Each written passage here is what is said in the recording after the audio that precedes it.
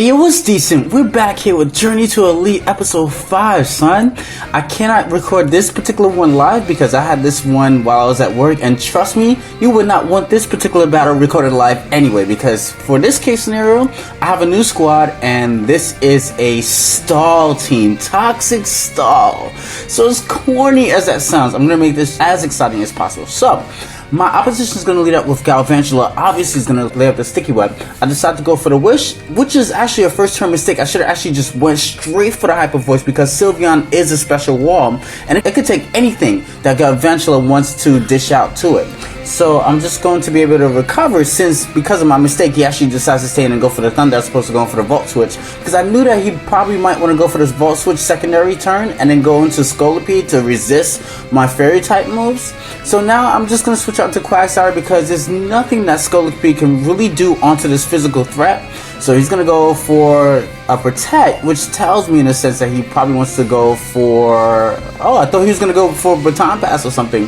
So he's going to go for the Swords Dance, which is obsolete in the face of Quagsire because I do have Unaware. Plus, to add insult to injury, I'm going to get the burn. So that compels him, I guess, in the sense to maybe he'll probably go for the Baton Pass and or, a Protect. So now, because he protected, what I'm going to decide to do is go for the Toxic, predicting him to go for the Baton Pass out into... He has Gyarados on his party, and that's the only physical thing I can see because he has Gyarados, he has Cofagrigus, Porygon too, so I'm like, okay, Gyarados, I'm just gonna go for the Toxic and inflict some toxic damage onto it, and then afterwards I can just probably go for the Scald, assuming that he probably might have the Taunt, and then if he doesn't go for the Taunt, I'll just go for a Barrage of Recovers and or fluctuate between Recovers and Scalds. So now he shows me Earthquake. He's probably thinking like, yo, I'm +2. How come I'm not inflicting any damage onto this thing? Because, buddy, I got the Unaware, son. You know? So I don't know what you're going to do. So he's going to go for Ice Fang. Okay, so he has an option of freezing me or flinching me. So he's just going to go and do Ice Fang again. He got the flinch the first time. He's going to get a secondary flinch. And now this is kind of scaring me because I'm like, okay, this is a physical wall. Probably the only thing I have to prevent me from taking damage from anything with a boosted attack. So now in this case scenario, I'm able to recover the damage that I just took from all of that, the Earthquake, the Ice Fangs and everything, and he's gonna go for Ice Fang again. I guess maybe now it's a chance that he's probably hoping for a freeze instead of a more damage output from his moves, because I'm pretty sure that he has Earthquake as well as the Waterfall.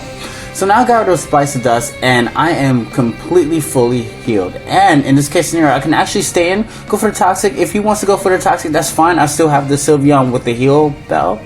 So I'm going to go for the Toxic to inflict some damage onto that, and then I can just recover off my damage from the oncoming Ice Beam because I don't want to switch out. See, that's the thing about using walls. I don't want to switch out before I'm able to recover. And that can actually be predictable if you continuously make it a pattern. That's the only thing about using walls that I don't like. It actually becomes predictable after a while. Like, you have to be predictable if you want to preserve your walls for later on threats. So now he's going to go for Ice Beam. That's not going to inflict any damage onto the Sylveon. Sylveon is my special wall. A special wall. I have an equal balance of 3 special walls and 3 physical walls. So I'm going to go for the Wish, and I'm thinking like, okay, maybe he might go for the Trick, but I have no idea why I thought that because I completely forgot for momentarily that it was without any items, so I thought he was going to try to trick me a damn Scarf. So I should have just went for the Hyper Voice, knowing full well that he wasn't able to inflict any damage onto me, or much damage to me anyway, because Sylveon has the Heal Bell if he wants to go for that, the Will-O-Wisp, and Sylveon has Wish if he wants to go for the Shadow Ball. So there's nothing that Cofagrigus itself can really do to the Sylveon. So what I'm going to decide to do is go into Mandibuzz right now. He's going to go for the Calm Mind. And Mandibuzz is burned, but like I said, Sylveon has Heal Bell, so I can heal that a little bit later on. That's fine. So I'm going to go for the Defog to get rid of his Sticky Web, and then afterwards I'm just going to phase him out with the Whirlwind so that he doesn't get too cocky or full of himself right now. So now he's going to go into Exploud. I'm going to switch right out into Roserade because I do want a chance to get up my Toxic Spikes. This is actually, after all, Toxic Stall. So what's Toxic Stall without Toxic, without Poison? So he's going to go for the Boom Burst. I'm going to go for the Synthesis. I am faster. I'm able to replenish my HP completely. He's going to go for the Overheat, which is great because it actually dwindles down his special attack.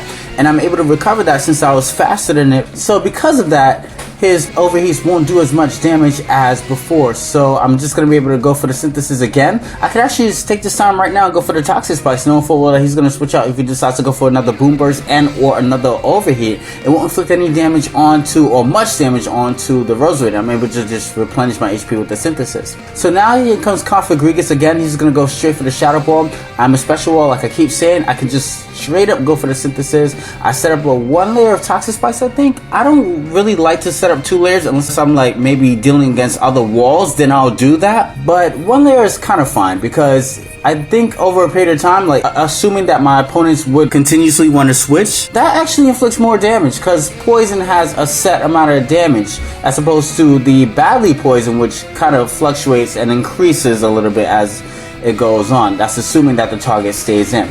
So now he's going to go for the rest with this Cofagrigus. That's great. I'm just going to go into my Mamoswine to try to goad him initially to go for the Will-O-Wisp on it. I do have Heal Bell, so I can get that status off. But my whole point was to set up the Stealth Rocks, locking Scolipede as well as the Galvantula out of the game. So now he's going to go back out into his Exploud. Exploud is now poisoned. I'm just going to switch right out into my Sylveon. He probably thought I was going to go out into Roserade, hence him going for the Overheat as opposed to going for the Boom Burst. But that's okay, Sylveon eats that completely. And I like Sylveon because it doesn't even have any special attack investments. And because they have Pixelate and all that other stuff, I'm still able to inflict a lot of damage onto a potential wall with a Hyper Voice that doesn't have any special attacking investments. So now I'm going to go for the Heal Bell. My burn has litigated, completely gone out of there. I'm going to recover, or rather he's going to recover, and I'm just going to go for the Wish and then go for the Hyper Voice and inflict some damage because he is poison. He can't really stay in. Even if he goes for the Toxic himself, I can stay in because I have Heal Bells, but he can't necessarily stay in on my Sylveon. He shows me Side Shock, doesn't matter because I have the Wish and it replenishes my HP completely. And then afterwards, I'm just gonna go and predict him to go for the Recover as opposed to attacking me right now. Just go for the Hyper Voice, and the combination of that and the Toxic that he's been taking periodically would ensure that Porygon 2 bites dust, which it does. And now he switches into Cofagrigus, which is asleep, which is great because now Hyper Voice can potentially 3-hit KO it, but it scores a critical hit, which expedites things a little bit. And I'm just going to be able to now 2-hit KO it with the Hyper Voice and finish it off. And with Galvantula as well as Scolipede locked out of the game, the only thing that I have to worry about is Exploud. And Exploud is a special attacker, and what's a special also a special attacker? Yeah! Looks like I win, buddy. I'm just kidding. That sounds so cocky as hell, man. But this is what happens with walls. One of the other downsides to using walls is if you're not an experienced player and one of your walls happens to, I guess, gets obliterated, you're gonna have a hard time recovering. So what I can do is just set up wishes and protects and wish and protect. Even if you score a critical hit, it's not knocking down Sylveon. He has to score 3 critical hits with Boom Burst. Look, the first one doesn't even do over half in order to knock me out. So I make a mistake and go for the Hyper Voice, forgetting about the soundproof. But like I said, it doesn't even matter here because I could just go for the Wish and go for the Protect, which I happen to do. He goes for the Boom Burst, brings me down. I'm just going to go for the Wish, and then the last turn to preserve the 6 cell, I'm just going to go for the Protect. And that would be that game right there. I definitely did have a lot of fun. I will see you guys in a bit. And peace. What you doing?